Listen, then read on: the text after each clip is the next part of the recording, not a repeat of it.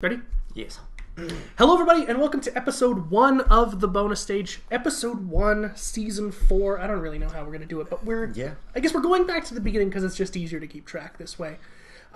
This is our top 5 games of 2014. It's late January right now as we film this, so we didn't really have quite a lot of games that we played, which is why we made a top 5 list, because we both talked and we didn't really want to make a top 10 where there was like 7 games. It was like 10 through 6 will be like, well, I played this once, and it's like, so we wanted to make it a little bit more challenging for us, and I think top 5 brings like kind of the cream of the crop, really. And we wanted to first talk about, like, how do you think 2014 went as a year for video games? For video games, it was alright. For the community, it was a shitstorm. Even for video games, you think it was alright? It was, I mean, it wasn't great, but it didn't have, like, just everything tanked miserably. Assassin's Creed did kind of shit, but what else is new? I feel like everything tanked. Like, Assassin's Creed tanked. But, see, if it does more than tanking, then something's off with the year. Like, if Assassin's Creed does good, then something is really weird. Yeah, like, I mean, when Black Flag came out and everybody was like, hey, this is a fucking great game, I was like, really? Like, okay, like, I was happy for those people that bought it, but I haven't played Assassin's Creed in a long time, and I won't ever get back into it. But, I mean, Assassin's Creed was broken as shit, Master Chief Collection was broken as shit, Alien Isolation had a lot of bugs when it came out, but it was still playable, and it played really beautifully. Absolutely, yeah. I mean, most major releases that came out this year, like, were fucking broken as shit, and, like, really, really broken, to the point where... But that's par for the course for the industry now, is we're in the era of the day one patch, which is shitty, but... Yeah. No, that's... you're right, and, like, that kind of sucks that if it's par for the course, that, like... we're getting games day one. You're going to be buying a game and downloading 30 gigs of actual code to make the game run. Not just patches, but the actual game. Yeah, like the day one patch will be larger than the game itself. Like, which there will be a Game of the Year edition that'll have the Blu-ray of the game and a Blu-ray of all the patches that they put out throughout the entire year. So anyway, our top 5 games of 2014. I've got a pretty good list here.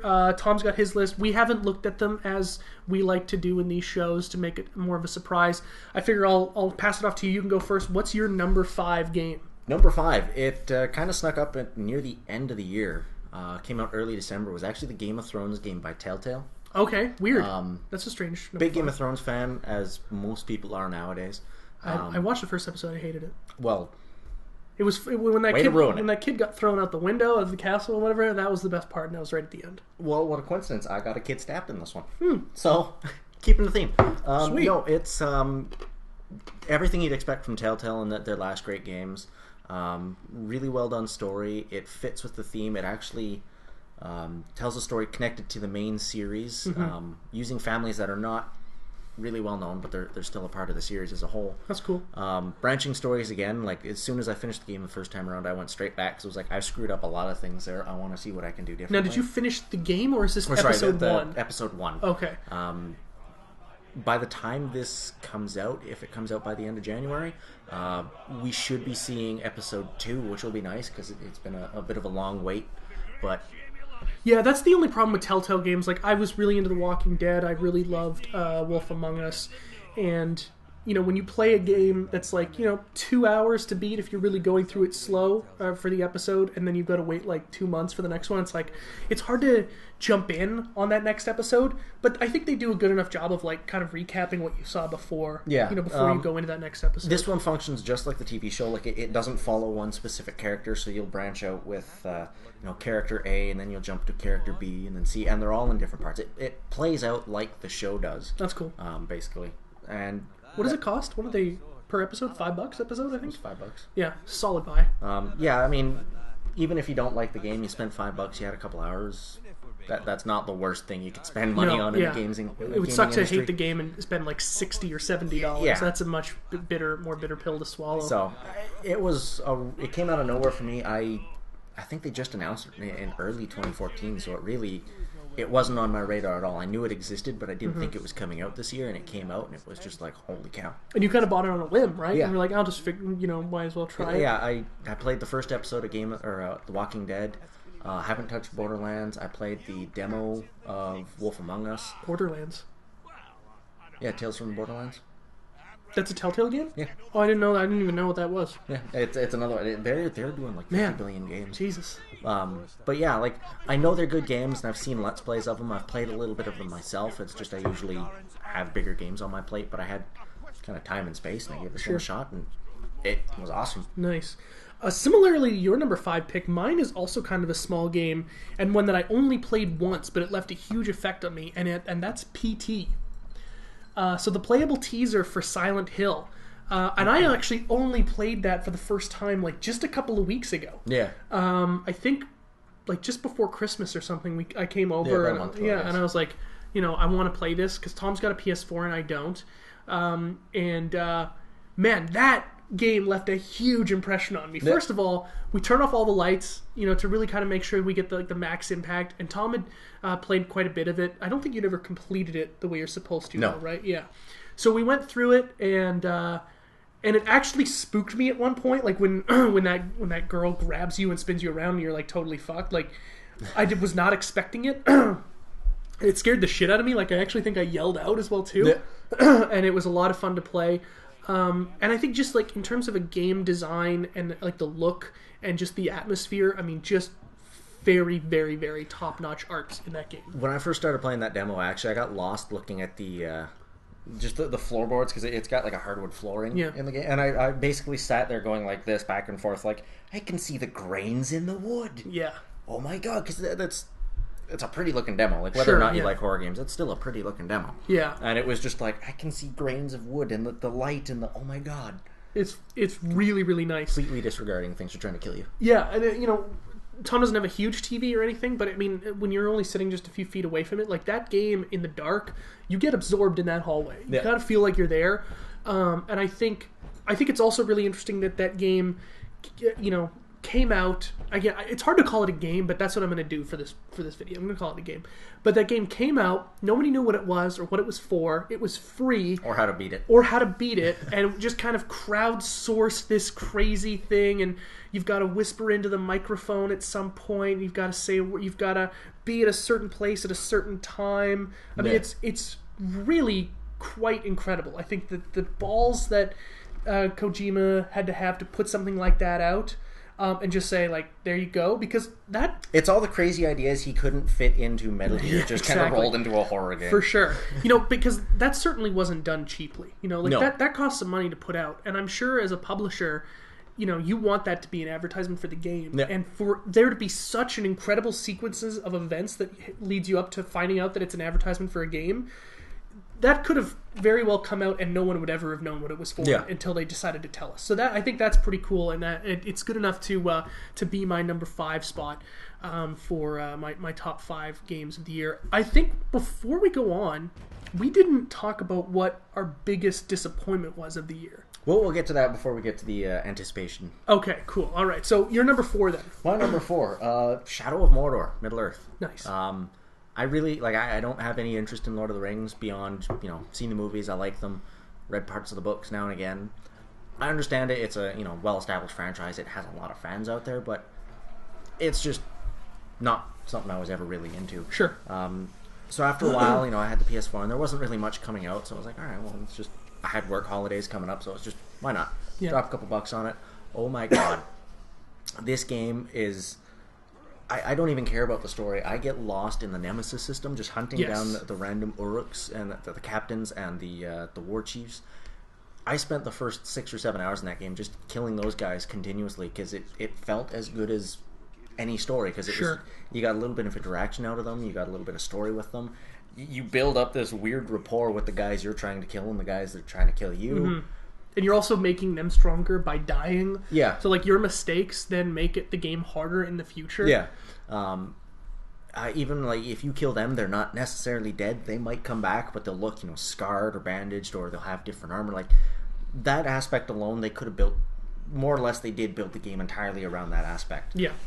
It plays kind of like an Assassin's Creed game rolled up in Lord of the Rings. Yes, with Batman combat. Yeah. That's not an awful thing, though. Yeah, everything works beautifully. The combat... The game itself just does a remarkable job of making you feel like a complete badass. Yes. And you can just roll into a fight or a pack of 10 Uruks and drop all of them in a matter of seconds. And it's just I'm awesome. For me, I think it's the first truly next-gen game because of the Nemesis system. I want to play it, but I haven't got the current gen yet, so I still have a 360 and a PS3, and if you buy the game on those consoles, you don't get that system, and I feel like... Which is a huge detractor. Like a monster detractor. Don't buy the game like unless you can play it really. with the Nemesis system. Absolutely. It's phenomenal. And I think once I do buy a PS4 and Xbox One, like that's going to be one of those first purchases I make. Yeah. Because I'm super into Lord of the Rings. I think the combat is fun. The game looks great. I actually kind of care about the story a little bit, and the Nemesis system is rad as hell. It's got some characters in it that I can even recognize as like, holy crap, this is like huge to the entirety of Lord of the Rings. Mm-hmm. So why not? Like, if you're a Lord of the Rings fan, sure. You like adventure games, you like stealth, you like action, you just like beating the crap out of orcs, definitely give it a shot. Like, it is probably awesome. Like one of the best buys of $60 you're going to make this easily. year. If you haven't played it already, you should be playing it now, but do not buy it on last gen consoles because that's a waste. Yeah. Although, if you could find it for $30, I think it would probably be okay. No. It's still... Really? The Nemesis system is so much fun. I've spent more time focused on that than the actual story and campaign missions, just because... Because the rest of the game isn't bad. Just the Nemesis system brings it up to another level. Yeah. Let's say I find Mordor on 360 for $20. Still a bad buy? Only if it's free.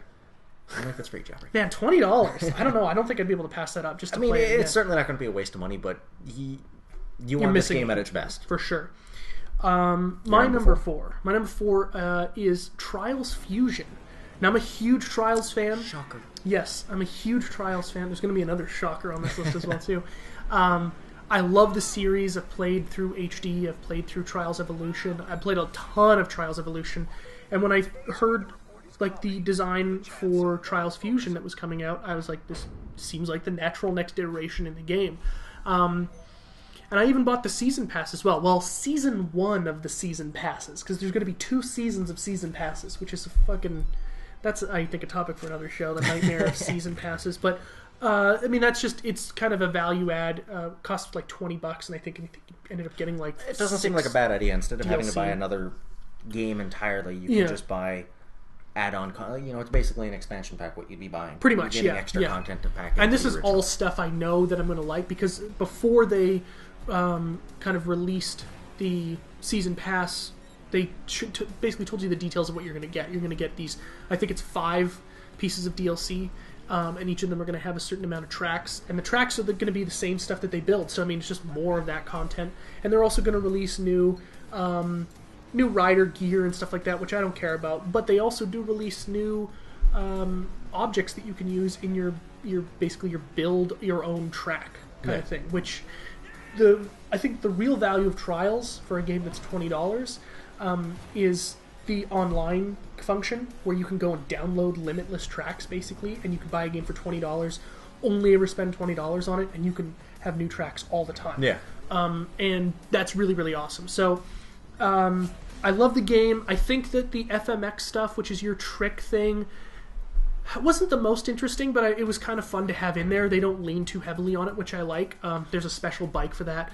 The Panda, which is the 4-wheel ATV, I think that is probably the most interesting new piece in the game, because that's a bike where all 4 wheels are drive wheels, so you don't necessarily have to have your back wheels down for you to be able to kind of go up a hill. Yeah. A lot of those tracks are really fun. The design of the tracks are fun. There's this weird kind of kooky story about like reincarnation and a cyclical life thing. It's a very weird looking game. Yeah, but it's really cool, and it's a ton of fun, and it's a game that I play anytime I've got like 20 minutes to spare. Trials is the game that is easy to boot up and get a ton of value out of for a short period of time. And also, if you have, if you got a phone, a smartphone, tablet, Trials. What is it? It's not Fusion. Trials Frontier. Trials Frontier is a free-to-play game developed by Ubisoft. Or not developed by Ubisoft, but published by Red Links. There you go. And that's also a big blast as well, too. And I play a ton of that on my iPhone, and I never felt like I had to put money into it to get value out of it as well, too. So Trials Fusion, is that my number 3 or 4? That's your 4. That's my number 4. What's your number 3? My number 3. Civilization Beyond Earth. Oh, that's awfully high. Controversial game, I guess, because a lot of people felt it was basically just a rehash of Civ 5, which I can agree there was a lot of aspects that are remarkably similar. Mm-hmm. I'm a big Civ fan, and Me too. for years I have been one of the ones who've been wanting Sid Meier's Alpha Centauri sequel or successor, just something to bring it out of that same, I don't want to call it a rut because it's a working formula for them, but I just want to see something different with the same Civ skin wrapped around it, I guess. Well, and this is really what you got then. Yeah, it's exactly what I got. Am I wrong to think that Alpha Centauri took place in space, not on a planet? No, it's on a planet. It's basically the same. Gotcha.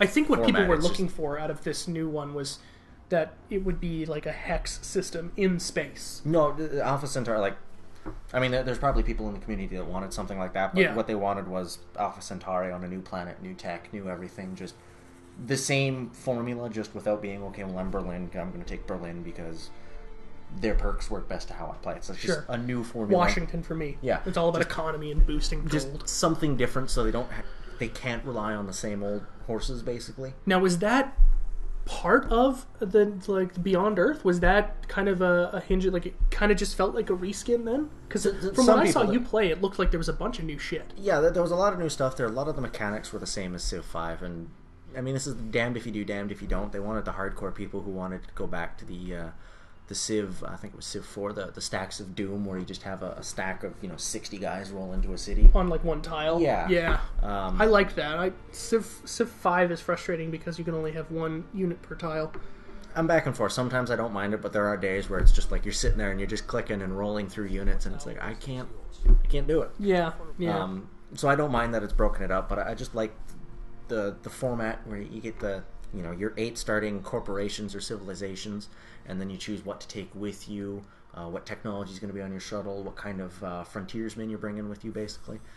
I like how it gave you more control over your starting points instead of just picking that one guy that worked best for you. Yeah. I mean, granted, you can still pick the same, 5 choices, basically. Is it not strange, though, that you have the ability to master intergalactic spaceflight, but you still have to learn, like, how to make bronze and shit? And, like, no, you don't have to do that stuff. Isn't there some, like, really basic, like, alphabet? No? Nope. Okay, well, that's good, at least. Basically, it's all of your technology revolves around learning the new planet. So you got new wildlife, new plant life. The miasma's a big thing, right? Yeah, miasma, which is a great part of the game, because depending on what affinity you use, so whether you're a harmony player where you kumbaya with the trees and the bugs, basically. You try and work with them as opposed to killing them. Supremacy, which is just like humans above all. Lots of technology, augmentation, stuff like that, so like cybernetic troops. And then Purist, which is basically just good old-fashioned boots on the ground Marines. Very Starship Troopers looking kind of characters. Yeah.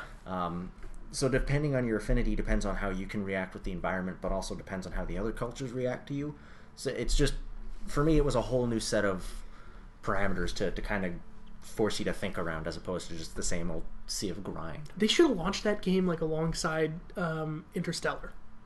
Like that could have been a cool tie-in. I don't think Christopher Nolan would have been into that, but it would have been a cool tie-in. Because I mean, could have been. That would be the mindset that I would have when I start that game. Is like, we're not going back to Earth. That place is fucked. But you can. But you can, yes. That's actually kind of a cool mechanic. So the endings as well. That there's one ending where you basically the ultimate harmony with the planet. You find out it's basically kind of a living being. Yeah.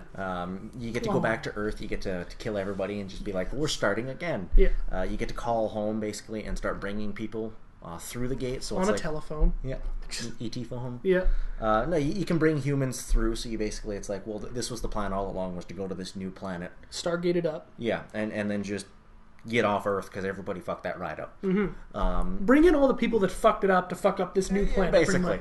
And there was a couple others that I honestly can't remember off the top of my head, but it's the same old Civ that we love. It's just new mechanics and new ways to think about the game, which is why I really clicked with it. Yeah.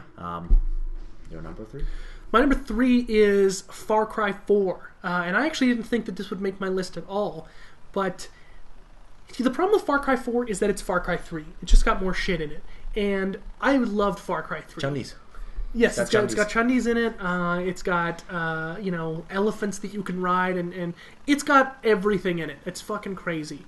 And I figured that if that was the game that I was going to be playing, I don't think it was going to be iterative enough. Like, there wasn't just enough that was different to separate it, to make it like, this is not 3.5, this is 4, we're doing something different. It's got a new location, a new crazy bad guy, a new main character. I really like the bad guy, actually. I know. It's voiced by what's his face?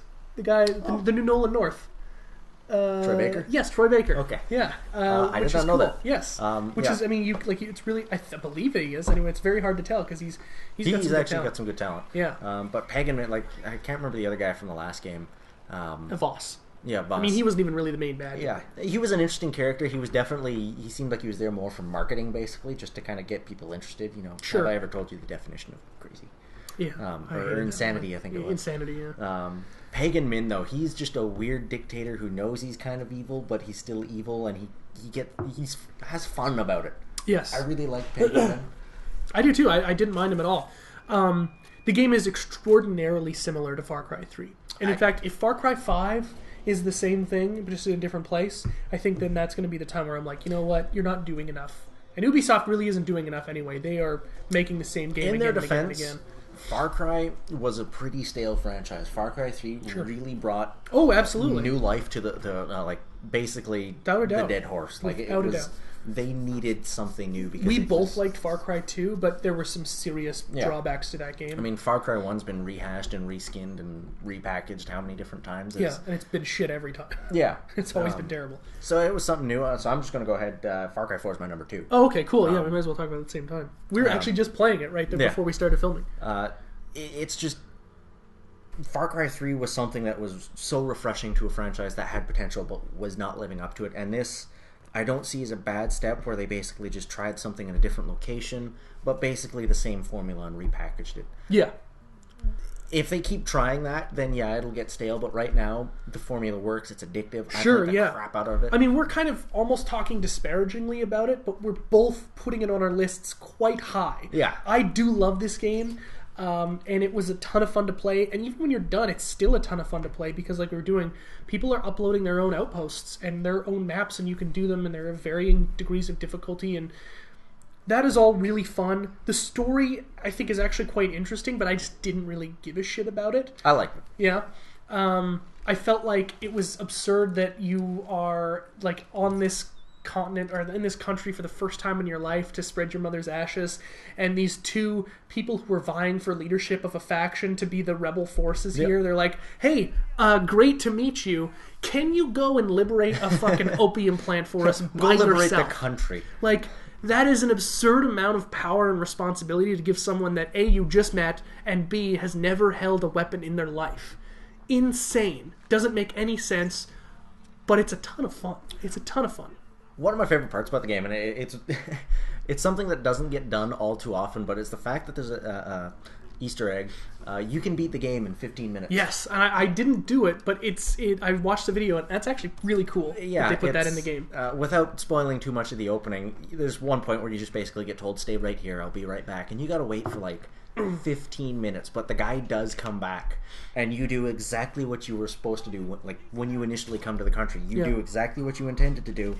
Credits roll and game's done, and it's like, I don't know. All right, I'm gonna try it because I'm curious if there's a secret achievement for it. I don't know if there is. I don't think there is. That kind of sucks. But that's pretty cool. And it's something that maybe more games need, like these little weird touches where you like just like beat the game. Could you imagine if you actually just stood there and you weren't aware and you just like I beat the game. All right, well, I might as well go trade this in now. Yeah. Like you just didn't play any of it, and you're like, well, I finished it already. You know, like it's like all the achievements, you just get them right away. Like that would be crazy. But it's a ton of fun. It's a ton of fun to drive and liberate the outposts and go through the fortresses. And the gyrocopter was new. They didn't have those in Far Cry 3, and those were fun to fly around. Yes. Any opportunity, it was like, if I can choose a car or a gyrocopter, it's like, no, I'm taking the gyrocopter. Yeah, like there were a lot of times when I was like stuck in an area that I didn't want to be, and I'm like, okay, well, I could just drive to the next outpost and then, or fast travel. I'm like, wait a minute, I paid for the fucking helipad at the homestead, so I'm just gonna fast travel there, get all the shit I need, hop in that thing, and then fly, usually an extraordinarily long distance to get to my objective. But still, like, at the end, you just jump out, use your wingsuit, and then parachute in. It's fucking awesome. It's a ton of fun. It's a stupid game. It's very stupid, but it's a lot of fun, and easily my number 3, and your number 2. Yes, my number 2. It was, I spent most of my holiday playing it. Mm-hmm. Between that and Lord of the Rings, that was my holiday. My number 2, which I'm still playing to this day, is MLB 14 The Show. Shocker, I know. It's weird to put a sports game so high on the list, but these are games that I'm a huge baseball fan, and after suffering for 21 winless seasons with the Toronto Blue Jays, the only way I can see them get to the playoffs is by actively playing it myself. MLB 14 was a pretty big update. They introduced a very expanded Road to the Show character creator, where you had to do similar to, and they're taking some cues from 2K, which I'm happy they're doing, because 2K does have a great, create your own player kind of mode. But what they do is you create your own player, and then you go into a showcase, or the amateur showcase, where you do 3 games. And your basically your stock or your worth as a player will increase or decrease or stay the same depending on how you perform in that game. And then if you have 3 great games in a row, you'll be drafted very high. If you have 3 shitty games in a row, you'll be drafted really low. Then after that, you have the option of either taking a contract right into the show, going and playing in AAA right away, or you can go to school. So you can go to college at either 1, 2, or 4 years. And if you decide to do that, I chose 4. You go to college for 4 years and then come back 4 years later and do the draft again, because you get a huge influx of upgrade points. So basically you've been working on your skills in college, playing college baseball for those 4 years, and then those skills you can use to increase your points and then do even better in next year, or I guess in 4 years from now, their draft. So you can only do that once, and then after that, and that second time, you can either choose a team if you want. If you I don't want to risk it. Or you can end your career. Well, yeah, I think you can retire right away if you wanted to. You could retire in the minor leagues, which is kind of funny. Or you can just go through the draft and see where you stacked up, what round and what order you came out in. So. It also looks really great. The commentary's fun. They do a really good job of making it feel like a baseball game. My girlfriend's mom came over one time when I was playing, and she didn't know I was playing, and she goes, "Oh, which teams are playing?" And I'm like, "Oh, it's the Blue Jays versus the Cardinals." She's like, "Oh, okay. Who's winning?" And I'm like, "This is a video game, right?" She had no idea. It's very, very photorealistic. And most of the big key players look like they're supposed to look in real life.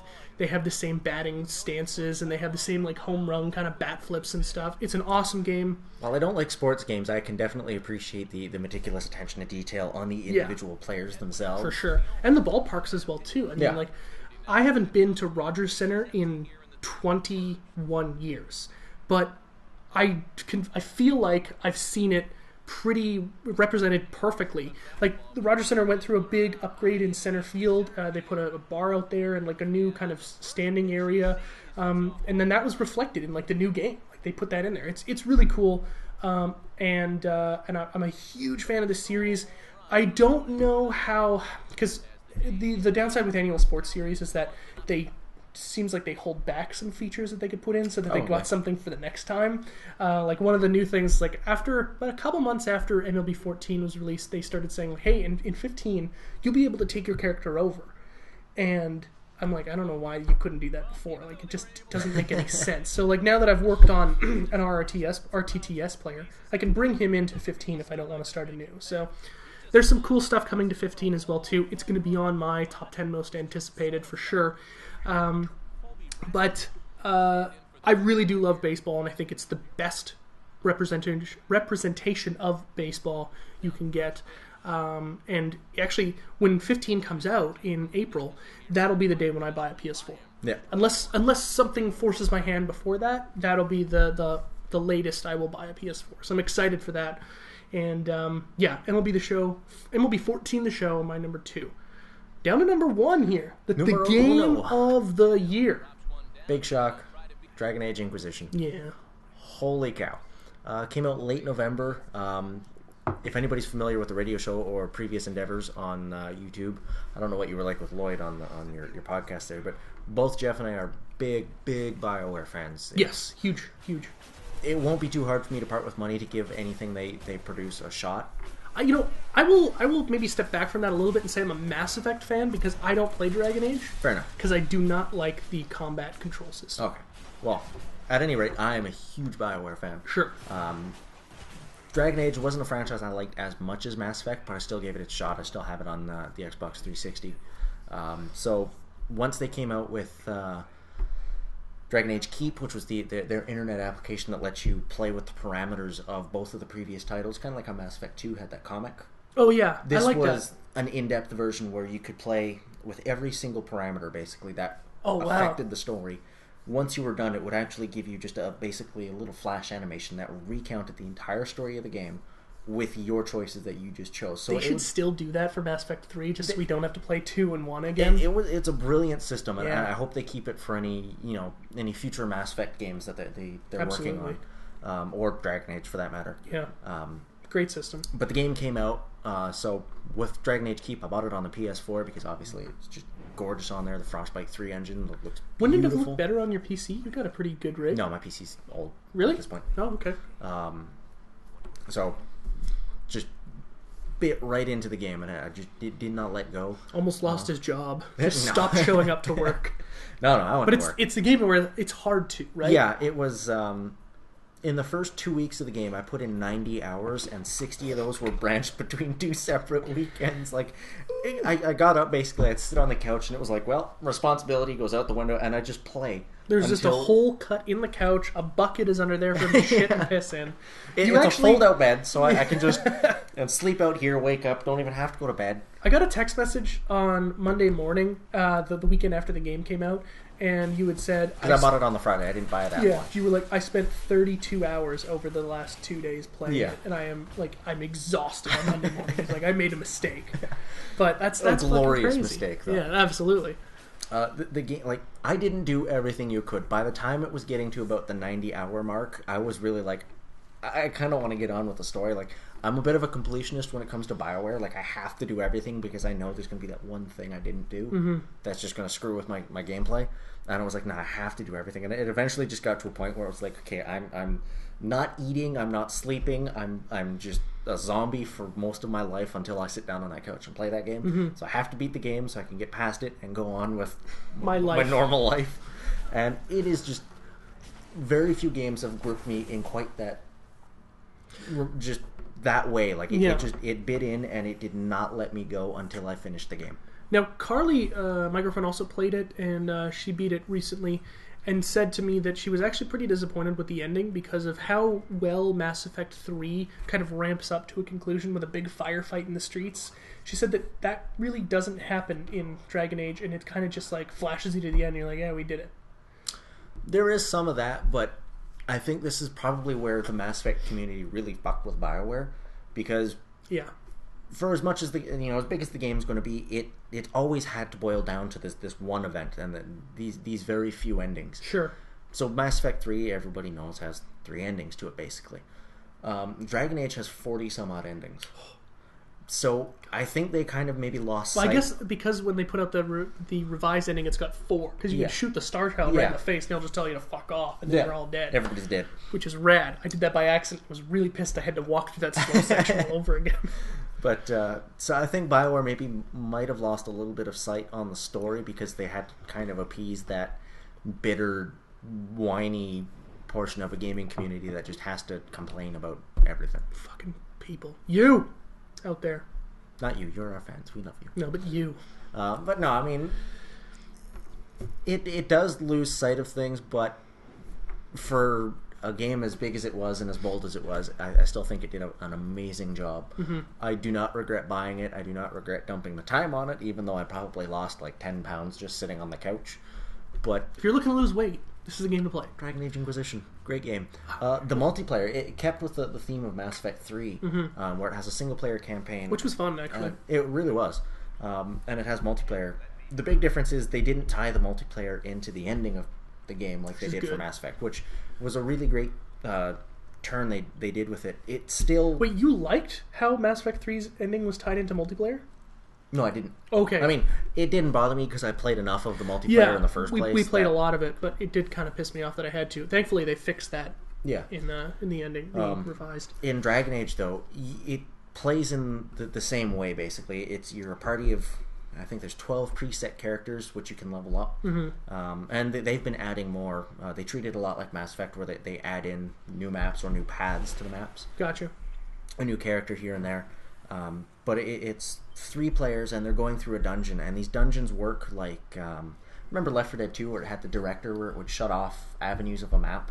Like, if, imagine this table was a maze, that would, okay, we'll shut this door here and open this door here, and the next time you play, we might reverse it and shut this door. Never played Left 4 Dead 2, but I remember there was the director in 1 where if you were destroying, they would just throw more powerful enemies at you, basically. Well, what Dragon Age does here is, like, sometimes you might get to a room where, last time there was a door on the left and I couldn't go straight. Well, it might close off the door on the left, and it's like, no, you gotta go straight this time. Mm-hmm. So, there's only 3 levels, but with the way how many variables in each level work, and there's also doors specific to each class, so you might be locked off because you guys don't have a mage or a rogue. So for only having 3 levels, there's a lot of replayability to each of those levels. Sure.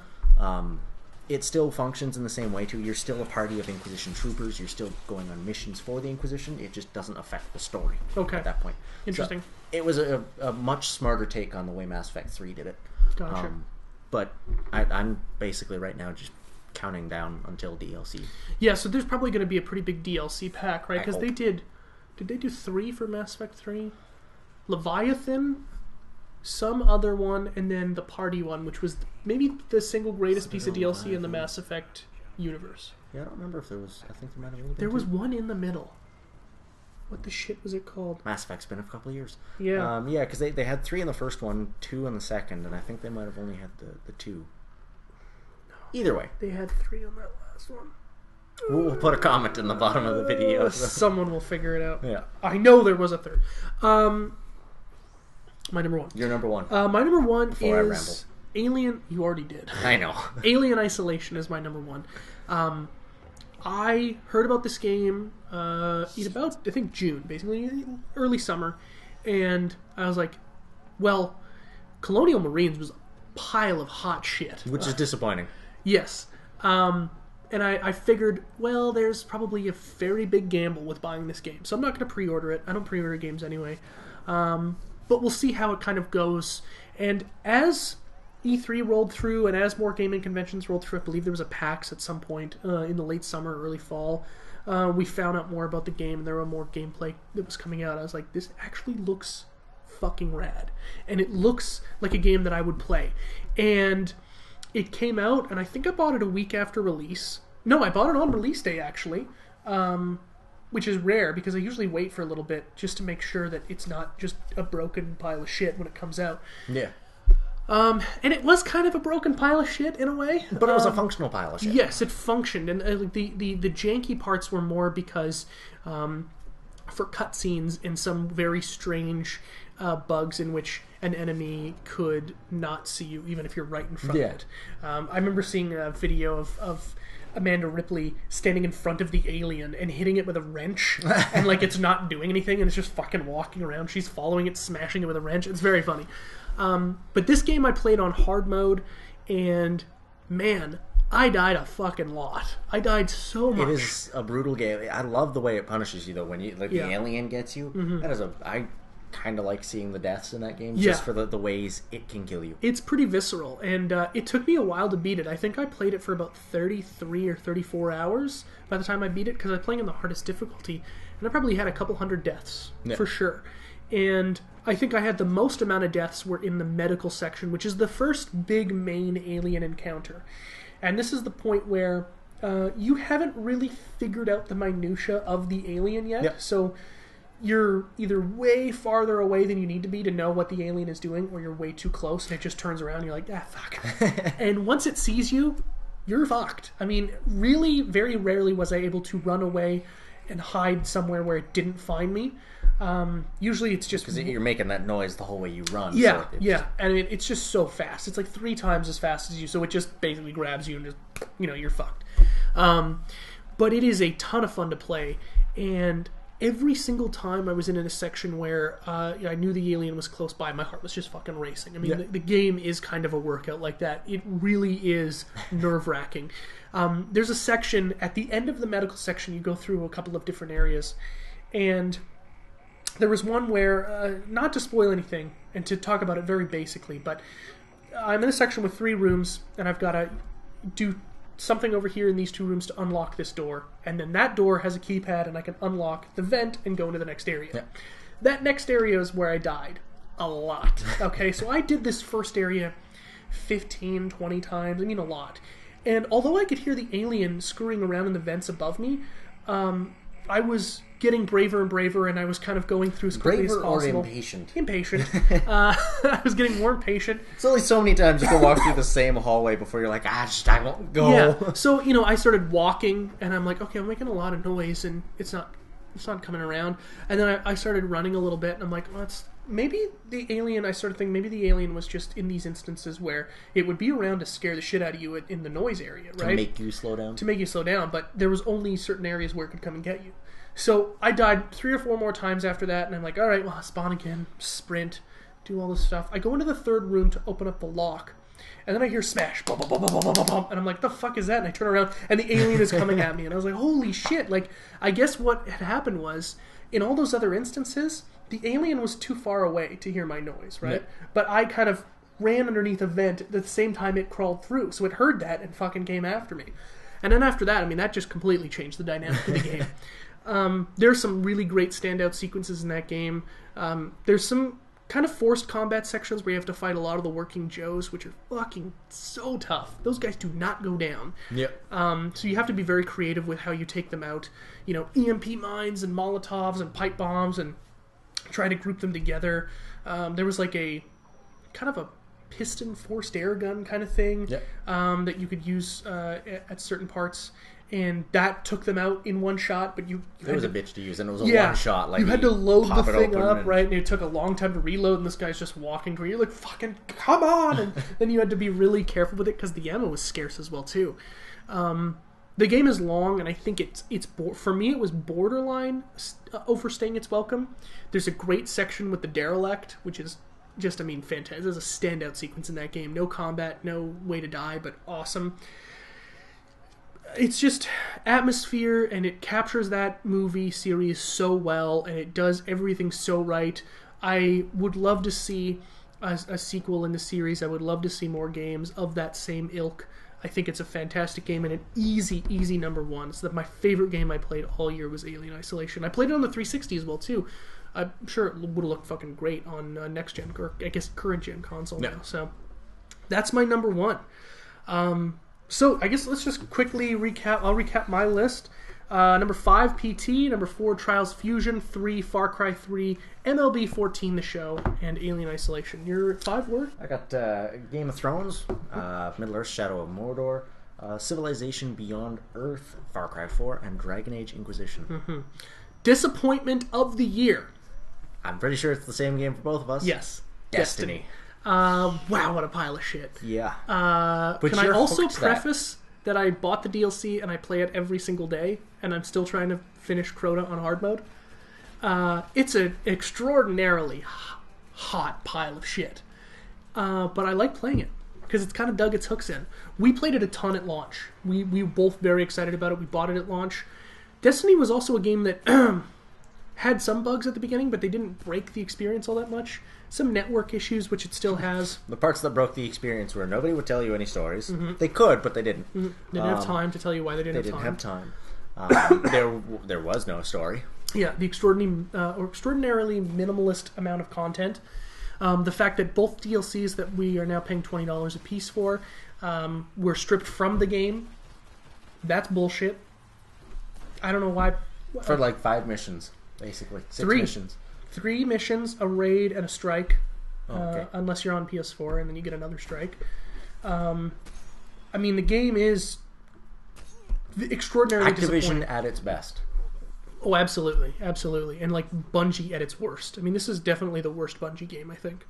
It's disappointing, but I think the issue is people are... I think a lot of the staff left after Halo. Yeah. So people might be holding it to the same standard, which might not be wrong, but it's probably not a lot of the same crew that made Halo what it was.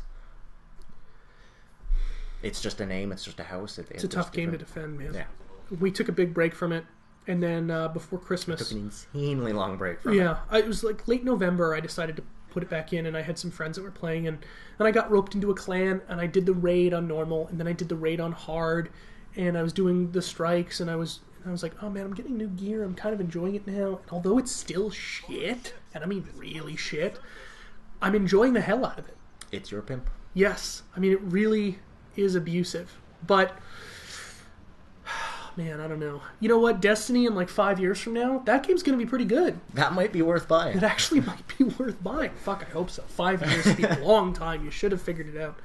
10-year plan on that game. But those are our top 5 games of the year. That's our most disappointing game. You'll probably hear me talk more about Destiny because I am playing the Dark Below, and I'm going to be playing House of Wolves, and I'm going to be playing Comet, so I'm going to be into Destiny for quite some time.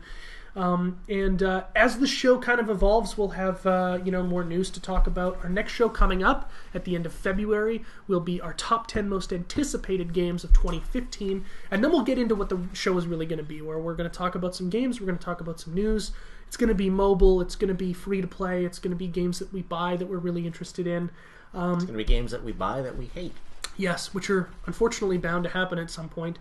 But we're really excited to bring you all the content. And if there's something you want to see us talk about, definitely write about it in the comments below and let us know. And also there's an email address, which I'll put on the screen once I remember what it is. So until next time, my name is Jeff Ward.